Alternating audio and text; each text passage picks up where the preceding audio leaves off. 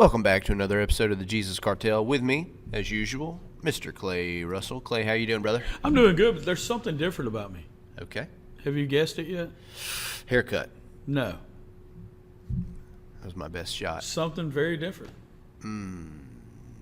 This is the 2025 version of Clay Russell. Oh, my God. This is so stupid. Yeah. New and improved with twice the flavor. Yeah, there you go. Coming into 2025. I don't know what's changed, Yeah. but I mean, the year's changed, so this is a new and improved Clay Russell. Yeah, and people do make a big deal about it. And I'm kind of back and forth on that whole situation, on whether or not we should make a big deal about it. And we'll get into that more. I think we're about to get into the weeds of it.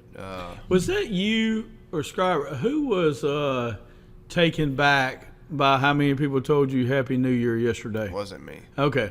It must have been Jerry. It was somebody come in the office and had forgot that it was New Year's Day, and everybody greeted him with Happy New Year. Sure. And he got a little a little bothered by it. There's a lot of stupid holidays, which I know a lot of people view me kind of as a version of the Grinch, less extreme, but a version of it.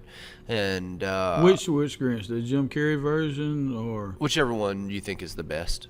Jim Carrey? Yeah.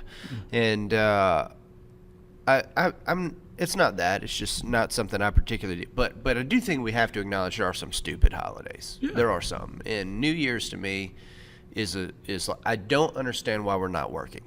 That is an unusual. That's an unusual thing for me. That's not quite as bad as taking off for Labor Day, which has dumbfounded me for the entirety of my life. But I do think it's ridiculous that we. And here's the deal. If we're just trying to take a holiday to have a holiday, let's just say that. Yeah. Let's not try to make it like a certain occasion so special. Let's say, hey, we haven't had a holiday in a while. We're going to call this No Work Monday, and it's going to happen the first day of January I'd be okay with that. I get that people need breaks. I don't have a problem with it. But to amp up oh, dude, it's New Year's. You're going to work on it. For what? For what? Nothing is happening. Why? And if you can't work because you're too drunk from the night before, brother, that's on you. I didn't do that to you. So I got two stories there. I guess we're getting started quick. Yeah.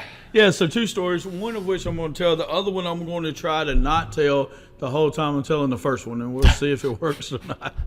Okay. I'm going to try to talk myself out of it. All right. The first one is yesterday was New Year's Day. Okay, so when we film this, we're filming it on Thursday. Yesterday was New Year's Day.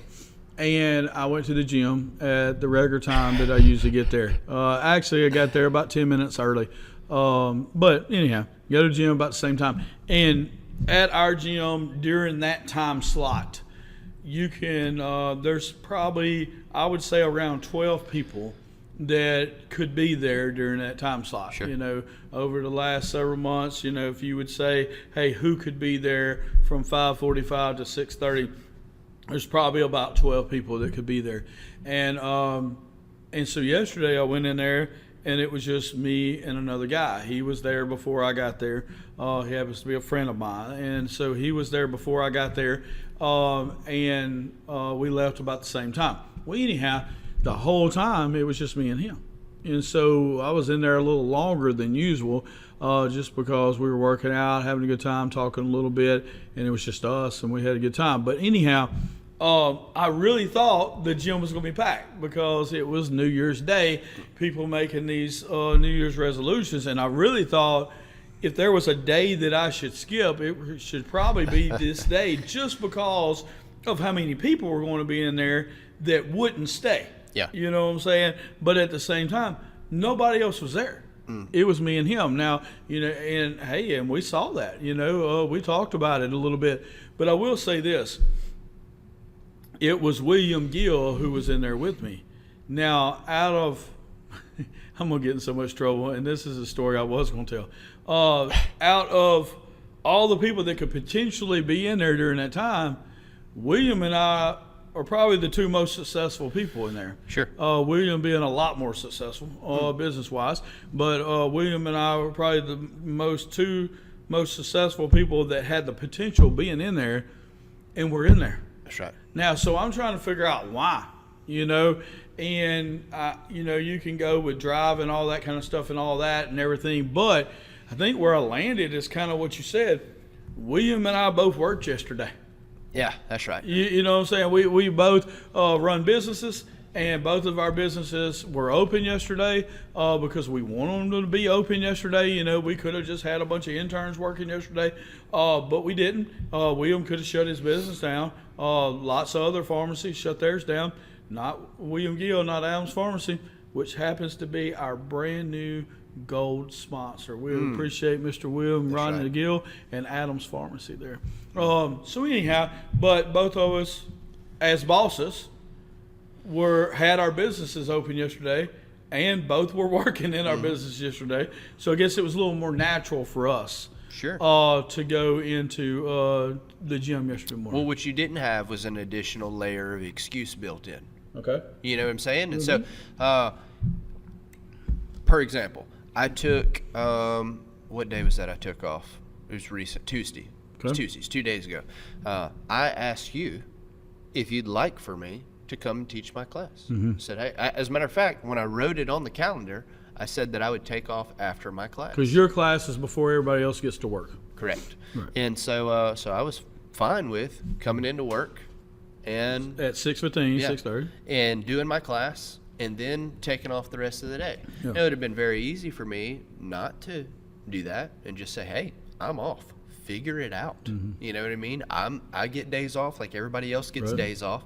But that was an additional built-in layer of excuse I could have taken advantage of. And so for you guys not to have the day off, you haven't given you had permission to, but you chose not to take the day off. You don't have that additional layer of excuse. Well, I'm off today. Right. You know what I mean? And so a lot of people, they're off today. Why would I get up so early and go work out? I'm off today. You know, I'm going to sleep. I'm going to do this.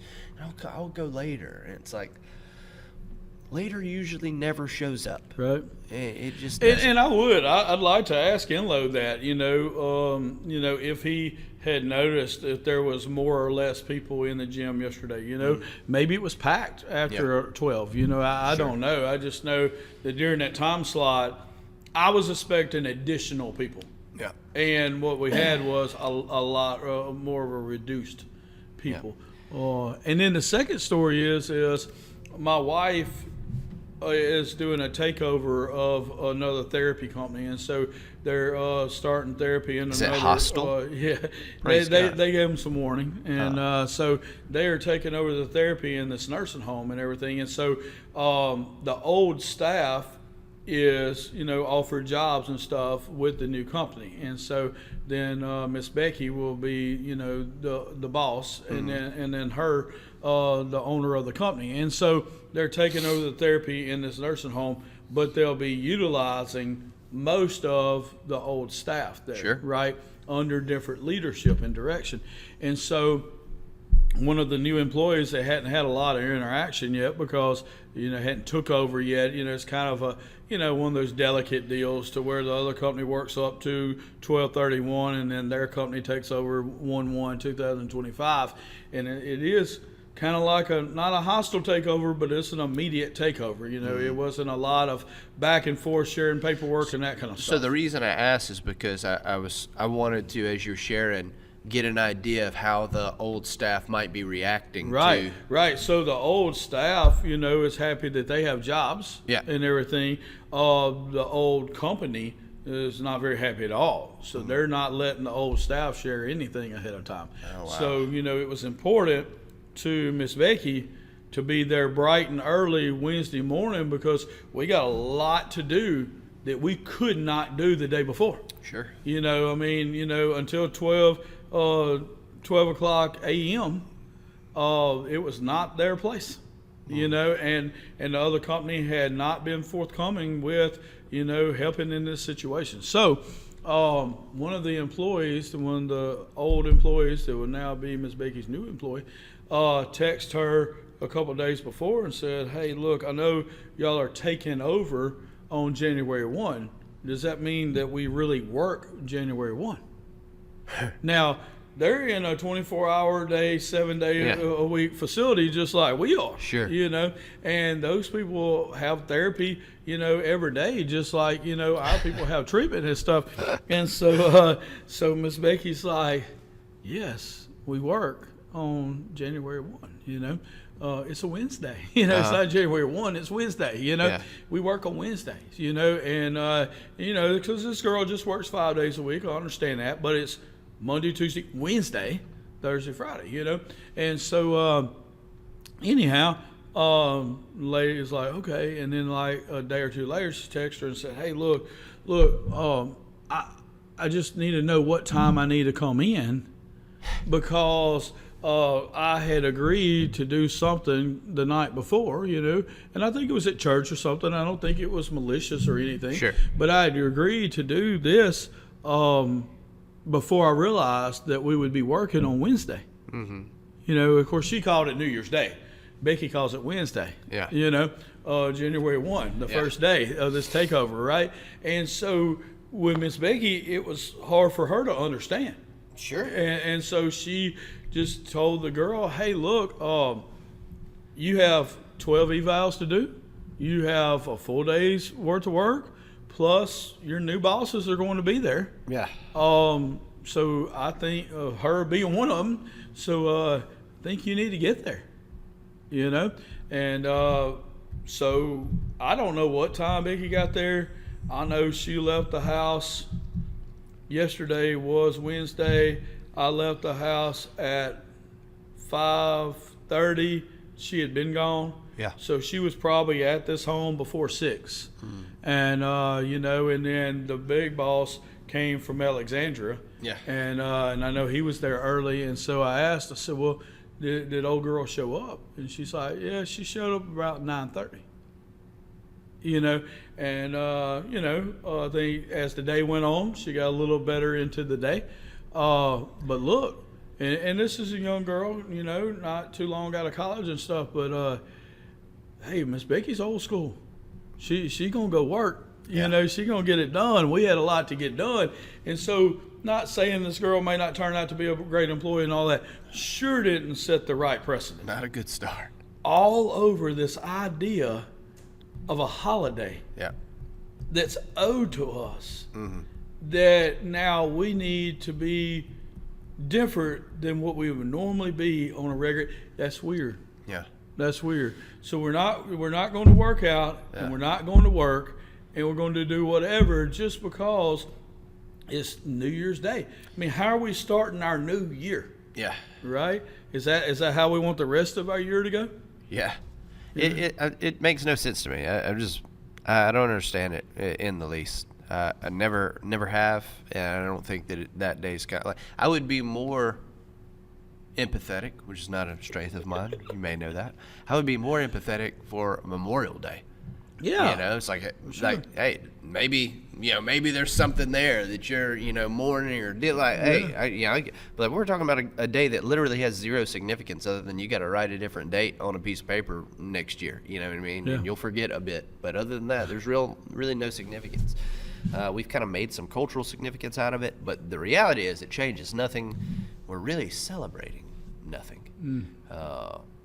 Now, with all that being said, and I know this is probably not the direction the show is going to go, but I just got a question for you. Okay. Because you're always asking all these get to know you segment questions.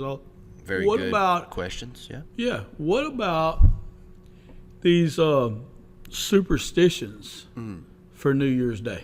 Yeah. Like you're supposed to eat this or you lose your eyes, or you're supposed to eat that or you don't have wealth, or, because I was reminded of one yesterday. Okay. But what do you think about that? I'm not superstitious. Okay. I am a little stitious.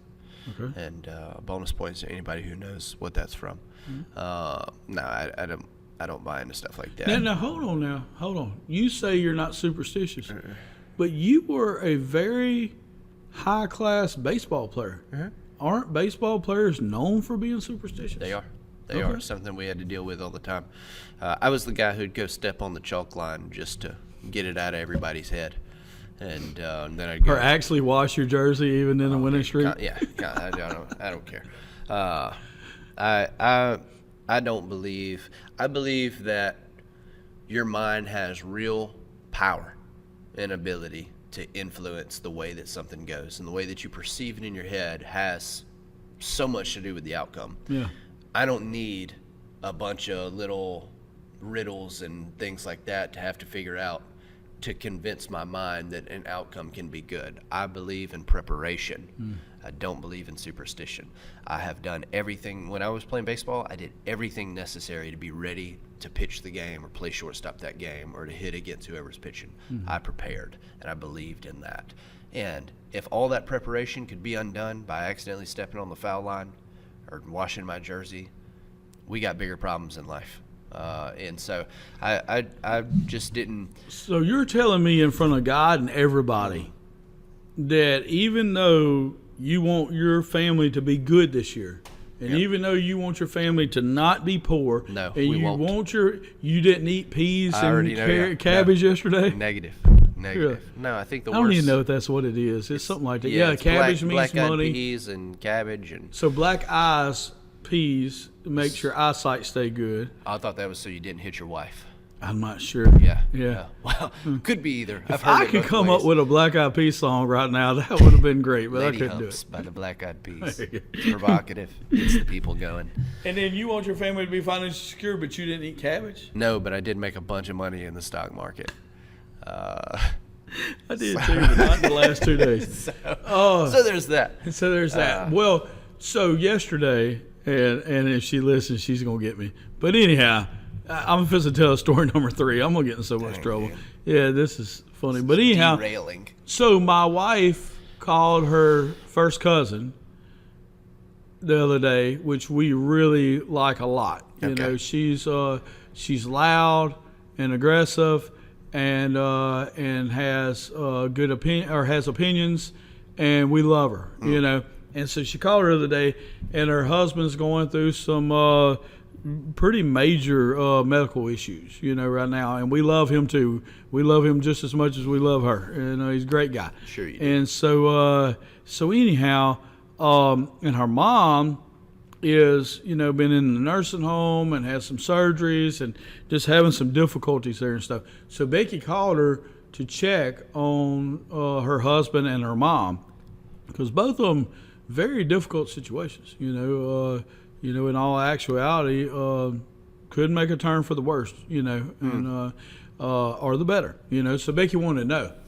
But the main thing her cousin wanted to tell her, this is New Year's Eve, was to remind her that you're not supposed to wash clothes on New Year's Day. She was adamant about it because she wanted to make sure that Becky would not go to hell. And her way of knowing that was to make sure she did not wash clothes on New Year's Day. I don't know. I didn't ask. And I would Google it, but then my phone would be full of... Shoot us a message if you know something about this, because this is the first I'm hearing of it. That is not what happened in the Skull household. As a matter of fact, my wife did laundry most of the day because we've been traveling so much. And so, you know how laundry accumulates in travel. And so she smoked most of the laundry yesterday. Well, I told this story to one other person, and they said, man, my wife must think it's New Year's Day all the time. But... Who was that? I'm trying to think because I thought it was you. No, it was not me. It was not. I don't know who it was. That's funny. I'm not sure who it was. I was trying to think of who it was before I told it. Courtney does a good job. I'm not going to say who it is anyhow because they probably listen to Jesus Cartel. Yeah, let's assume that it was Ryan Kincaid until we. It wasn't Ryan. Well, we don't know that for sure. So Ryan, shame on you. And no, but I will say this: Ryan told me something very special that he did for his wife this morning. Oh my God! That he intentionally did, and man, I was proud of him. I was very proud of him. I don't know what he did, but I can tell you it's probably not going to make me proud. Yeah, it made me proud. I wish I could do that for my wife. I can't because of certain circumstances. But anyhow, he did it and said that she responded very greatly to it and that he's going to do it again. So I was like, hey, look, that's somebody thinking ahead, not just thinking about what they want out of the new year or all this, but it's somebody that thought, hey, I could do this, you know, 2 minutes, and I could do this for my wife, and it would make her happy. And it worked, and now he wants to do it again. Hey, I'm proud of that. How about that? Yeah, Ryan, you're still very far from earning my approval. So just throwing that out there. I think on that note, a lot of the people not showing up at the gym that should have and just didn't. And we're not talking about just new people, which you expected. We're talking about people who normally show up. Yeah, also that was didn't the show up. surprising part, Yeah. really. And I think that because these are motivated people. They just weren't motivated that's yesterday. the problem. They're motivated, not disciplined. Yep. And there's a huge difference. But I think that it all started when there was such a push in our country to get rid of bullying. I think that bullying is a valuable part of our culture, and I think that it gets a lot done. Bullying is just excess accountability is what it is. And now you can look at it, there's extremes of everything, but bullying really did a lot for a lot of people over the years. I know that people think that I'm joking right now. I am not at all. When you had to deal with a bully, it made you consider how you carried yourself, how you looked, what you were wearing, how your performance was, just depending on what you were getting bullied for. If you're getting bullied because you're stupid, you might study a little more. I'm just being serious. If you're getting bullied because you can't read when you get called on to read in class, you started trying to read better so that didn't happen. It wasn't, I'm not saying all of bullying is healthy, but I am saying there is a level of it that helps us thrive as a society when there is an expectation that your performance is going to be called out. And then we did such a hard push against any form. Right, and then went all the way to participation trophies. Yeah, exactly. Get rid of all bullying, which, at some level was very productive. Yep. And so we get rid of all bullying, and then we start passing out participation trophies. Yeah, and now the bullying happens online where you can't actually confront your accuser. See, back in the day, you could confront your accuser. Yeah. Somebody said something Work out to in you. the gym. Right. And you had the opportunity in that moment. You tell me I'm stupid, we can talk about it. Yeah. But now you get online, you create a fake profile, you go and do it. It's like, man, I'll just be honest with you. Our culture is in a really tough spot right now. Yeah, it's not good. I agree. It's not good. But we need to bring back bullying. I'll have some shirts made if you'd like one. The new Jesus Cartel shirt. Bring back bullying. I'm your bully. I like it. I like it. So last week we talked about being responsible and being dependable, and got some really good feedback from some guys on that. Man, I did too. I had some people talking to me about just really kind of check them a little bit. Yeah. I was surprised at some of the things that we talked about that affected them, because there was some of it that I guess, like anything, so there are certain things in your life that kind of become second nature to you, but it might not be second nature to somebody else. Like whatever you're good at, whatever your skill is in life, you can do it really well. But if you ask me to do it, I need some instruction. You know what I mean? Right. It's easy for you. So, something as simple as nailing a nail with a hammer. Somebody who's done that a lot, they don't have to think about how they strike this nail. They just do it. For me, it takes a little bit more of a meticulous, move. And we can get it done, but I can't get it done like you. And it's the same kind of thing when we start talking about being responsible and dependable. Most of that stuff has just kind of become second nature in those areas. There's lots of other stuff that's not yet that I'm trying to work through, but that particular thing, I'm responsible to myself. I'm dependable to other people. I didn't realize how much of an effect a lot of those little, what I consider simple statements, would have on people. And man, apparently a lot, because I've been talking that's why about that it ever episode since. that's why the episode went so well, is because it resonated with the audience, and it wasn't really even exactly the way it was supposed to go. It was just more of a general type deal, and we were able to get specific with it. And like I said, I think a lot of the examples that you gave and things that we talked about, people resonated with it. So a lot of people mentioned the not being aware that you could be one or the other and not both. How to, some people are responsible themselves but not dependable, and then the other side, they're dependable for someone else but not to themselves. And that really shell shocked a lot of people, because we as a society tend to lump those two things together and be like, I am responsible or I am dependable based on one or the other of those factors, but they're not. It's not the same. They're not the same. And so that was really good. And we have a topic for this week, but before we really lay into that, there's two things that I want to address. The first thing is, I did have someone call me out about something from our last episode, and when those things happen, I like to address them. And I think that it's fair, good, bad, or ugly. I'm always Yeah, going I don't know anything yeah. about this. Somebody said he was disappointed in me. Okay. Because I prefer Pepsi products over Coke. How did he know that? It was in our episode. It was Okay, just briefly mentioned, Okay. and I just want to say publicly that I apologize for saying that. I know lots of women who drink Coke, and I'm so sorry if that offended you in any way. But for the men who drink Pepsi and Mountain Dew and other Pepsi products, stay strong, hold the fort. Goodness. Are you? Obviously, you got to be a Pepsi guy, right? I don't even remember any part of this. Yeah. Yeah, I don't even remember us talking about. Were they a sponsor last week or something? No.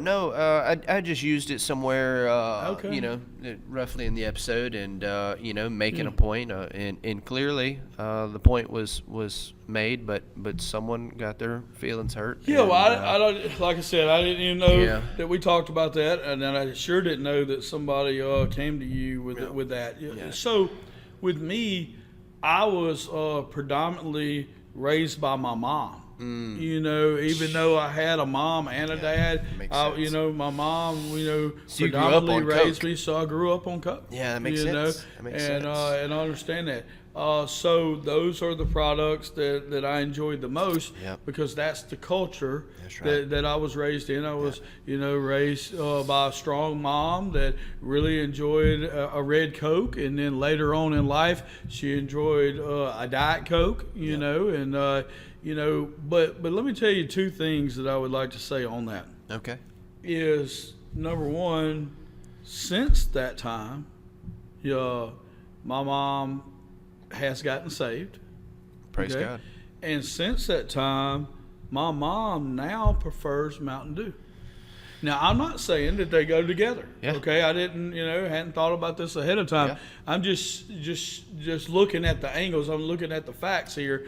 That when I grew up, we grew up on red Cokes, and then my mom decided to be in better shape and stuff, so she started drinking Diet Cokes, and then she started, later on she gets saved. She's a Sunday school teacher, those kind of things, and now she drinks Mountain Dew. Which is a Pepsi product. Well, Yeah, maybe it is. No, it is. And so I would say this, but now me, I was raised, like I said, on Coke products and stuff. Don't really partake in those products anymore. As you have matured and become more well, masculine, ju- you've just- stepped away from. Yeah, we're all agreeing. Just saying, here. We're all agreeing. But I will say this: even though I don't, if I had to choose, I would choose Coke products because that's the way I was raised. Sure. Right. But I just choose not to choose because I don't drink any of it. But I will say this: the number one soft drink that I've ever tasted in my entire life, child or adult life, was the Pepsi out of the fountain at Pizza Hut. Oh yeah. Oh my goodness. Yeah. The That's a fountain different Pepsi level. Yeah. out of Pizza Hut. I would go there and pay the $6.99 for the buffet and just drink it. I mean, my goodness.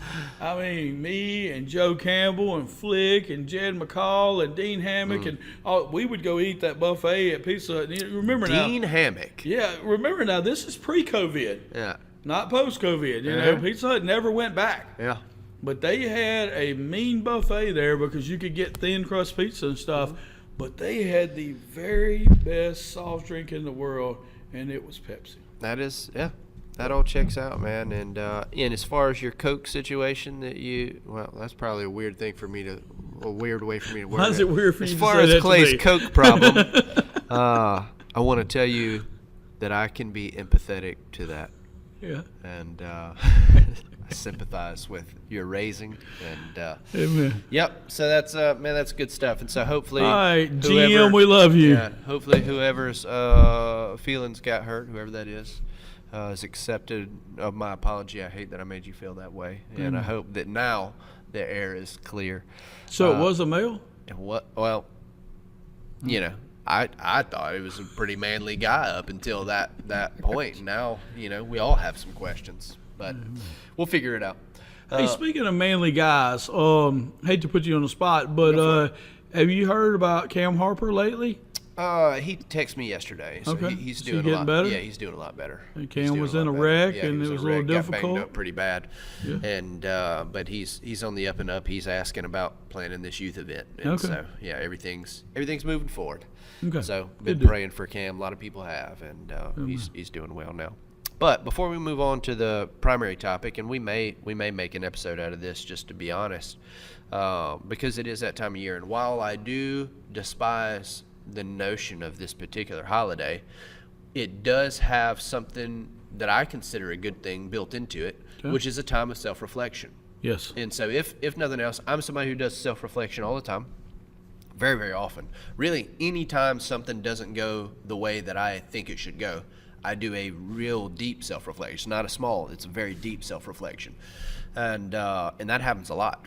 There's lots of times I don't mean they went bad. I mean, they just didn't go the way I expected. Yeah. That could be that it still went well. Yeah. But I thought it was going to be this, and it wasn't that. And so I reevaluate everything every time that happens, so that I can make sure that the next time I try to do something, it goes exactly as expected. And so for that reason, New Year's is useless to me. But for people that don't do a lot of self-reflection, I do see a lot of value, and have seen over the years, there be people that get to the new year, have a moment of self-reflection, and make some drastic changes. Very rarely do they stick, but for the ones that do, probably 1 out of 100.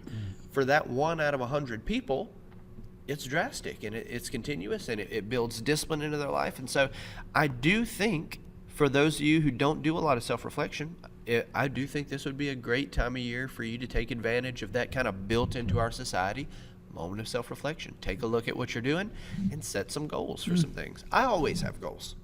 A lot of people, I realize, don't. And there's a big difference in goals and dreams and ideas. So could you expound on that some? Yeah, I can. I enjoy talking about this.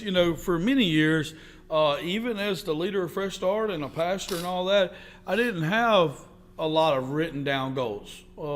May not even have any written down goals. Just really felt like that, hey, I was being led by the Holy Spirit in everything that we do. I did not want to put the person of the Holy Spirit in a box. And I felt like that I would be putting him in a box. Now you're talking about a guy that's, listening to God, walking in a constant prayer life. And I saw the value in goals and taught other people to have goals. But even as a leader, didn't always have, written down what we'd call SMART goals, right? Specific goals. And you're supposed to have them for nonprofits and stuff is actually required, so I'd write something down. And I'm not saying whether I was doing it right or doing it wrong. Still don't always have those things. But a few years ago, I started, while I was in a deer stand in December, I started writing certain things that I would like to accomplish during the year. And so I would write a goal, and then I would write, how are we going to get there? Because like you said, there's a difference between hopes and dreams and goals. And I think that one way that you really help with that is you write down what you're trying to accomplish, and then you write down how are we going to get there. That's right. And so one of my goals is I want to be more intelligent. Well, how are we going to get there? We're going to read a certain amount of books. What are we going to read books about? So I'm going to read a certain amount of books, what I would call Christian books, and then I'm going to read a certain amount of books that we will call, because my other category would be financial or motivational, and so those are kind of the areas of my life, that I want to make better. Is I want to become a better Christian and better at giving it to people. So the Christian books, but I also want to be better financially for me and my family and everybody around me. And I also want to stay motivated. So those kind of books are, what I want to do. So if your goal is to get more intelligent, to get smarter, and reading books is a good way, then okay, so we're going to read X amount of books, and what kind of books are we going to read? If I say, well, I want to be in the best shape of my life, well, what does that look like, and how are we going to gauge that, and what do we think right now that we're willing to do to help get that the right direction. So you not only just want to write down, that takes it from hopes and dreams to actual goals. Yeah. Now, I will say this, and everybody's different. Some people debate this, and I'll tell you where I'm at.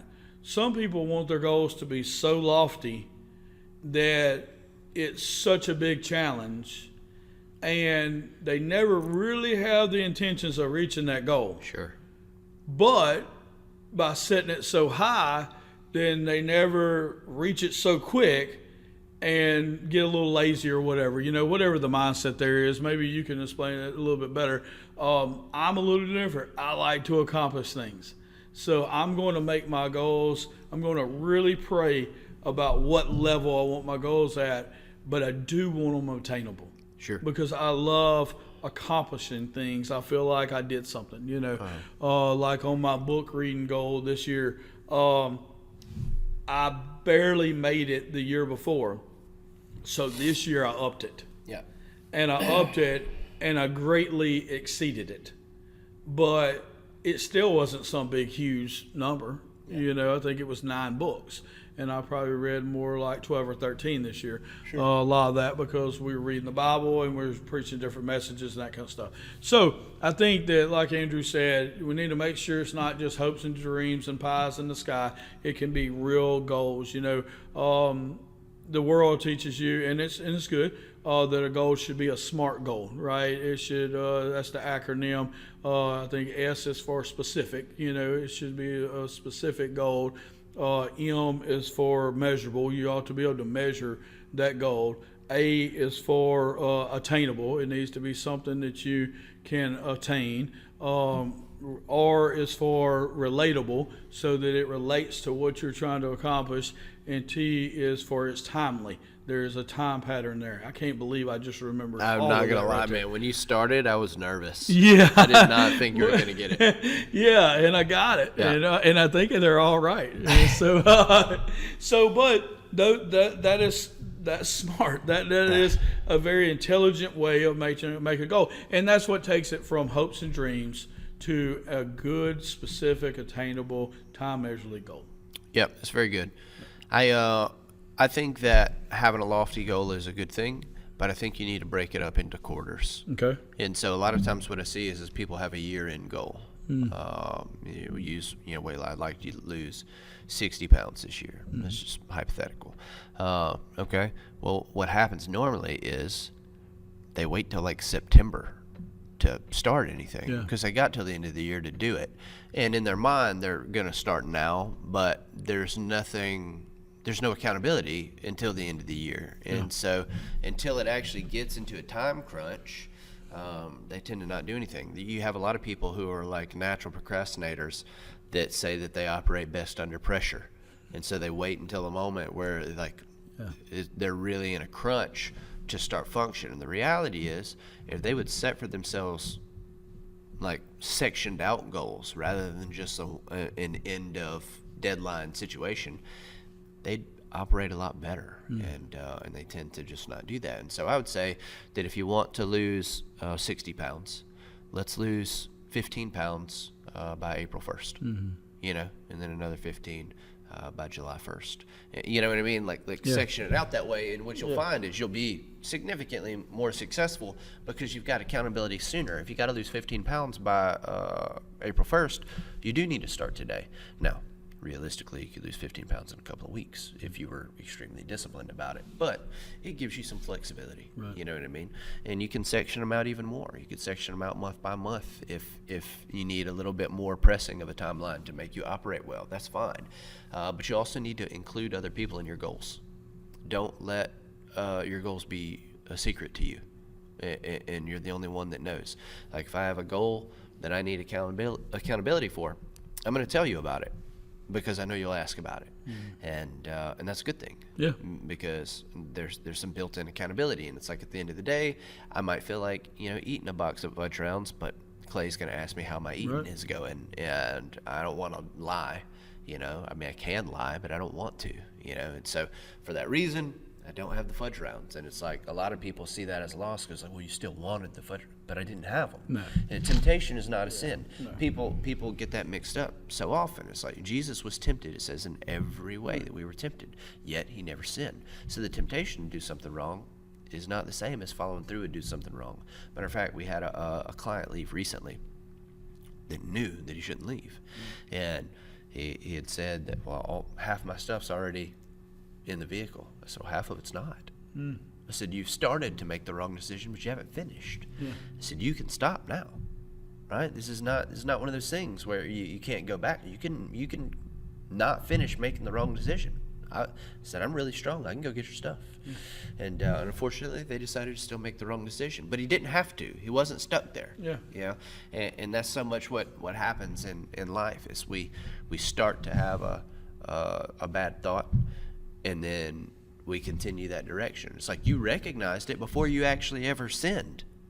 But decided, hey, I'm all in. yeah, you decided, well, I already started. I might as well go through with it. And so, goals, man, just have some accountability, and accountability is going to carry you a long way. I think that's the biggest thing that I see from people over the years. When they have things that they want to do, they don't talk about it, and so because they're not talking about it, nobody's asking about it. Because nobody's asking about it, they're not really feeling pressed to do it.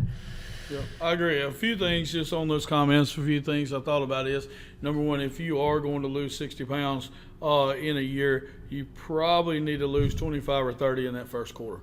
Yeah. Because it does get harder. Yeah. You hate to set it too high, because then if you don't match it in the first quarter, then a lot of people may bow out. But at Sure. the same time, in all actuality, if we are going to lose 60 pounds in a year, probably that first quarter needs to be hopping. Next thing is, I was thinking about when you were talking about people procrastinating, putting off things, different things like that. My youngest daughter, Elena, two things that she's not good at in school. Number one is a course where you go at your own pace. Just because she'll be taking other courses. It's not that she's lazy at all. It's just that she'll be taking other courses that make you have weekly deadlines or daily deadlines. Yep. And she'll put that ahead of the one that just had a 3-month deadline. Yep. Right? And so she's not good at that, because it's not anything to do with being lazy. It's everything to do with the other ones that made her do it. Yeah. So she's doing it. And then the next thing she's not good at is open book test. Because she's relying on the information to be in the book, right? Instead of learning the information for herself. Because she wasn't made to learn the information for herself. That's good. It's open book. Well, and so why do they do open book? Because they're trying to give you more information than what you can really retain, and they know it, so they allow you to do open book. I can't stand that concept. I think that's a faulty concept in itself. I agree. Because just so you can find it in a book for a test doesn't mean that you ever really learned it at all. And so, like I said, those two things, I really don't enjoy colleges or high schools or whatever even operating in those two things. But that's two things that she's not as good at. And I understand. I don't think they should do it those ways. The other thing you talked about is accountability. Man, this is huge. I just went over this 2 days ago with a good friend of mine and yours, that's Christian now, knocking that out of the park. And we got to talking about goals and stuff, and I shared with him about how I have been writing down my goals. And, in fact, Tuesday when you were off, I taught your job readiness class. And in the middle of talking about time management or whatever, one of them was about goals. And I got to thinking, so I whipped out my goals, from a year ago. Yeah. That's on my phone. And I basically self-assessed in front of them. Yeah. And didn't know exactly where it was going to land on all of them, because I haven't went back and done that yet. We've just been kind of busy with the Mexico trip and Christmas and all that. And so I haven't went and said, I looked at it a few months ago. Sure. Or a couple months ago, but hadn't looked at it today and looked at it. And so I basically self-assessed in front of all of them and said, hey, look, this is, and sure enough, the number one thing that I wanted to accomplish, I knocked it out of the park. I mean, just knocked it out of the park. But something that you had said before was prioritizing your list and prioritizing those things. And it was my priority. Yeah. And you know, and I didn't do it alone, but it was the first goal that I wrote down, you know, and man, knocked it out of the park, you know. And there were some other ones in there that we got close, some we exceeded, and those kind of things. So so here I am being accountable to a lot of people that don't even know. I'm self-assessing in front of them. But I mentioned to a good friend of ours 2 days ago, I said, look, if you do decide to write a list, send it to a couple people that will hold you accountable. That's right. You know, I have 3 people really in my life that when I write down goals for the last 4 or 5 years, I send it to the same people because they will ask me about it. You know, it's you, Brian Enlow, and Annalise. Those are the 3 people that I've sent my goals to that ask me about it. You know, because so that's who I sent it to, right? And my goals would offend some other people. Yeah. You know, I sent it to a dear brother of ours one time on accident, and I sent him our goals, and he didn't like receiving it, and I didn't send it to him on purpose.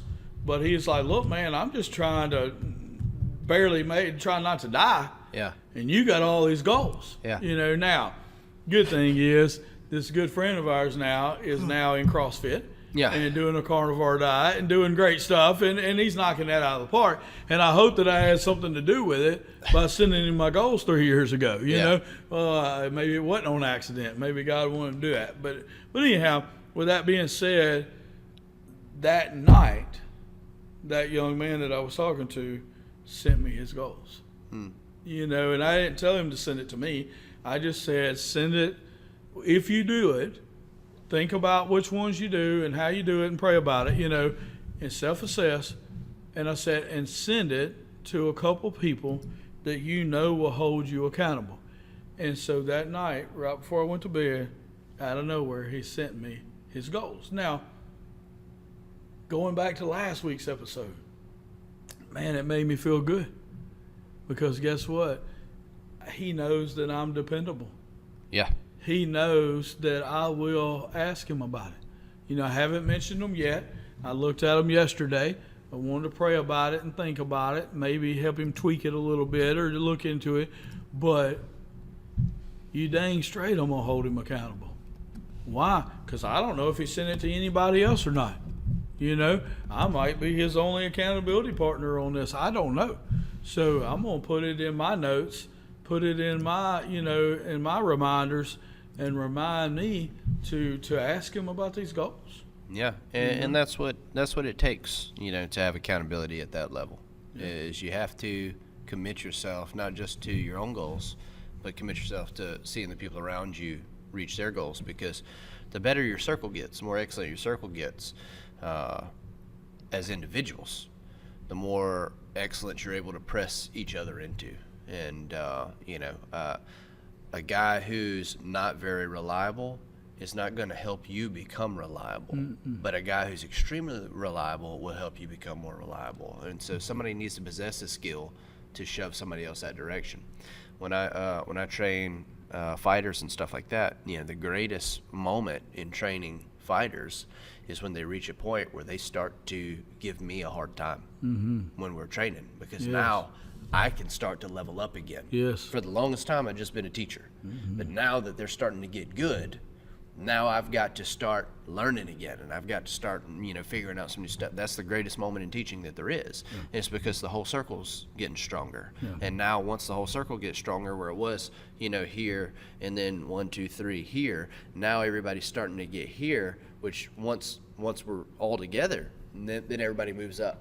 You know what I mean? But I need them to get here for me to go any higher than the ceiling that I have. And that's true in all aspects of life. You know, you need people to get to where you are so that you can reach that ceiling if together. you're the smartest person in every room that you walk in, then your ceiling is really, really low. If I you're agree. the most fit person in every gym that you walk into, your ceiling is low. You know, if you're the most, you know, whatever, you know, you want to do. And so hey, look, we want to be able to teach people, and if we're teaching people, then we probably have something that we know better than they do, so they're learning from us. But at the same time, we also need to be able to be taught and be able to be challenged a little bit. That's the reason why people enjoy coming. You know, you got two types of people around Fresh Start. The people that love being in the office and the people that say never go in the office. Yeah. You know, for sure. Because you're going to get challenged. Yep. You know, you may get challenged spiritually in that office, but also your masculinity may get challenged in that office. But you're going to get challenged, you know, one way or the other. You know, we may call you a Coke drinker, you know, or whatever. But you're going to get challenged in that office. And so that's why, but then you got other people who are like, man, don't ever go in that office. Yeah. They're going to get you. Yeah. You know, and so it's, you know, two different ways. We've recently had an old buddy of ours come in the morning time just to hang out with us. And man, he really enjoys, you know, that conversation that we're having at 7 o'clock in the morning, because we're talking about everything from, you know, what we're reading in the Bible, to what the preacher preached last time, to what's going on in the sports world, to what's happening in life, you know, to, you know, and this morning we had all that along with a macro conversation, you know, so, you know, and I think he enjoyed all of it, you know, and so you want to be able to challenge people just like you as a teacher. You know, like the guy, whoever it is at the time that teaches the first phase Sunday school class for the first phase guys. You know, he's teaching 4 lessons, you know, and he gets his 4 best lessons, and then because they're only in there for 4 weeks, and then next time he teaches the same 4 lessons again. Well, as a teacher, he's giving out those lessons and he's very effective. But as a learner, he needs to find another avenue for himself to learn better. You know, because it's really not beneficial for the new guys if he's giving them brand new material and stuff. They need the solid, strong things because they don't have the background. So as a teacher, him getting better at giving it to them is a great thing. But as a learner, you know, he needs to go sit in another setting to where he's not the smartest person in the room. I completely agree. You know. Completely agree. And that's and we've talked about it some before, but that's the concept of good coaching. You know, a good coach surrounds himself with great coaches. Yes. And if you always surround yourself with people lesser than you so that you're not challenged, you're gonna be mediocre. That's just life. And but a lot of people, that's the path they choose to take. It's a silly path, but nonetheless. Well, it's the guy that wants to surround himself with yes men all the time. Yep. Because as long as everybody's telling them, oh, you're the greatest and every idea you got's great and, you know, how well you did this and how well you did that, he's not challenged at all. You're not helping that leader at all. But there's some leaders out there that's all they want. They want to, hey, I received this and I'm the man and all of you are subject to me and I just need you to tell me how great all my ideas are. Yep. You know, and hey, it's a lot more comfortable because you know what's expected of you and all that. Challenging people and being challenged, it's not comfortable, you know, but once you get into that, you will get so hooked on it that it will become comfortable. Man, you know, if you noticed, and I hate to say this out loud, but if you noticed, I didn't say that I send my goals to my wife. Okay? And there's a reason, because I've done it before. She is not going to hold me accountable for those goals. She will say, look, I think you're already doing the most. I think you're already the best in these areas. I don't think that you need to have to improve in all these areas. I really like where you are right now. And she generally does. And that's the way she feels about it. Sure. So she isn't the one, she's my yes man. Yeah. And hey, and I need that. I need her to be that person with me. Hey, I understand that.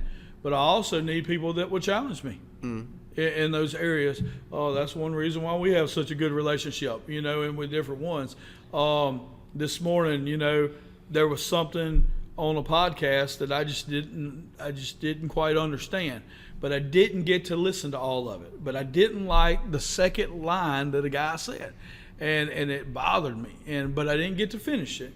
Well, I came in to talk to 3 other people that all 3 listened to that podcast, and one of them spoke up and said, "You didn't listen to all of it, did you?" And I said, "I didn't. I said I got here. Got him. Yeah, I mean, I'd listened to another one before that, and then this one, and then I went to listen to this one, and I didn't get to finish it. Yeah. It was only 8 minutes long. You pull up to work. Right, Yeah. I pulled up to work, and I had 4 minutes left. And he said, "Well, if you would have listened to the rest of it, you would have known why he made that statement." I said, "Well, good. Why don't you share it with me?" And he did, and he was right. Yeah. That's very good. And this guy works for me. Yeah. But he wasn't scared. Yeah. He knew exactly what the problem was. Well, I was thinking about it when you were talking just a few minutes ago. You talking about, you and I having a great relationship. I do think it's notable and maybe even important to tell the viewers that you and I did not have a strong relationship until just maybe like 3 years ago. We were friends before. But we didn't have the relationship we had now. That relationship was birthed out of accountability and mutual pursuit of getting things done. You and I always enjoyed being around each other, but I wouldn't say, it's very obvious that we weren't close. We became close because we both started trying to accomplish a goal. Similar goals. Yeah, and you were always a good friend to me, and you were always willing to help me. And then that side of our relationship, when you helped me through some different things that was going on and some different circumstances and situations that had happened with me and in different work stuff, it shoved me into a place to reciprocate that. You know what I mean? Amen. And so that the strength of our relationship was birthed in you doing things for me that you didn't have to do, weren't required to do, but you looked out for me anyways. And my wanting to reciprocate that you sacrificed for me that you didn't have to, I wanted to reciprocate that. And then we come to really start spending some time together, and through that relationship, both of our growth started to accelerate. And once you recognize you have a relationship like that, well, you stick your hooks into it. You know what I mean? And so I didn't know that was going to be the kind of relationship I was going to have with you. That was lost on me. Never before did I look at you and say, you know what, I bet, and it's not for any reason. We just never spent any time, like significant time around each other. We did church stuff and worked and we're in the same places, but I never considered he might be the guy that really shoves me forward. I just never considered it. It wasn't something that was on my mind. And until we started spending time together. And then once you can see it, then it's like, okay, whatever it is about this relationship, I don't know exactly what it is. I think it's a combination of a lot of things. But whatever it is about this friendship really makes me better. It really challenges me more, and I am more successful since this relationship got stronger than I was before. And that's what you're looking for in life. Yeah. Those are the type of relationships And you're it looking works for. both ways, Yeah. So as you're pouring into somebody, and I've never even really thought about that till now. But I didn't either until you just said that. Right. For whatever reason, it just like But flagged as up. you're pouring into somebody, then hey, it's making them better. But as they get to levels where they can pour into you, then all of a sudden, yeah, man, you just start this ladder to where exactly you feed off each other. And now I don't know which one of us helps the other one the most. And I think it just goes back and forth, and it's great. I think that's the beauty of those types of relationships. Yeah. It's why I encourage, there are a lot of elders in our church that think that they're done. And that they don't have a lot to offer because they can't move around like they used to. Stuff. It's like, that's so not true. Yeah. If you start pouring into some of these relationships with young people, not only would you be helping them, but you'd be surprised after some time of growth and maturity how much they'd be able to reciprocate those relationships later. Yeah. And Not just to program your phone for you. though you're gonna need it. They're gonna need it. So, do you have any goals off the top of your head that you think that you might try to accomplish this year? So, last year, my number one goal was to get an IOP program working at Fresh Start and get that going, and you were a really big part of that. That's kind of part of what we were alluding to, and man, did we get it? I mean, we got it, and it was a goal for the year, but we actually started it, I think, on June the 8th. And kept tweaking it and working on it, and it's just getting better and better. So that was the big goal. I don't know. I haven't taken the time to do them yet. I'm hoping to do that today. I'm not trying to rush it. I didn't think that I had to have a certain deadline because, like you said, we're always self-assessing. We're always self-analyzing, self-evaluating, looking at those things. So I didn't feel like I had to have a certain deadline for that. Did want to look some more at last year's and go from there. But I do want to say this. So the answer is no. I don't have some major thing I'm trying to accomplish right now. But I am going to start looking at those today. But the next to last goal, which was the most important goal, I wrote one more at the end.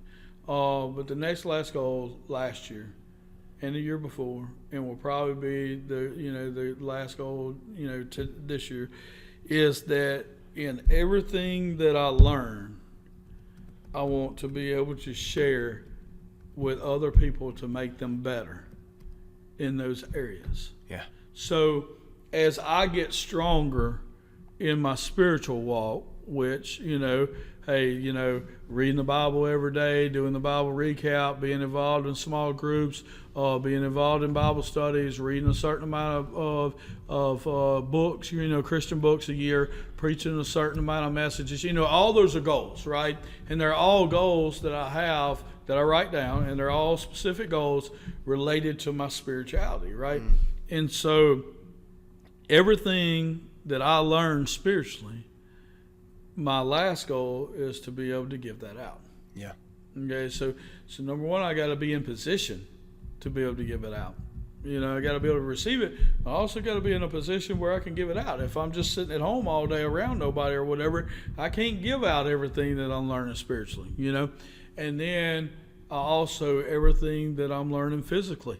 As I learn how to handle my body better, as I learn what works and what doesn't, and what makes more of a difference, and motivation, different things like that. As I learn more discipline, anything physically, I want to be able to give that out to people too. Me and a young man talked about that yesterday, and we're doing some things together.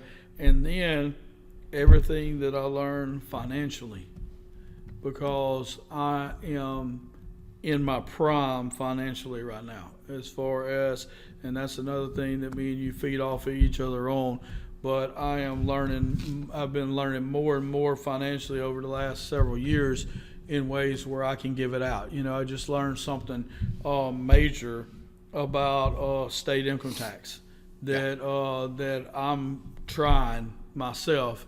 And if it works the way it's supposed to, then next year I'm going to let everybody know, And so that was the statement that I read to the guys that I wrote last year is that everything that I learned spiritually, physically, and financially, that I give it out to all of those around me that will receive it. There's some people in my life that don't want to hear me talk about anything physically. Yeah. They're 160 pounds and they're great and that's the way they want to be. And why do they need to talk to somebody that's 235 or 240? You know what I'm saying? But there's other people that, are in my class, or that need some help there. Sure. There's people that spiritually, they're way beyond where I'm at. I didn't go to Sunday school when I was younger. I didn't know all those stories. It was funny. I was reading my goals, and I was reading them in front of the guys. And one of the goals was to learn more Old Testament stories. Yeah. And I did, man. I knocked it out of the park.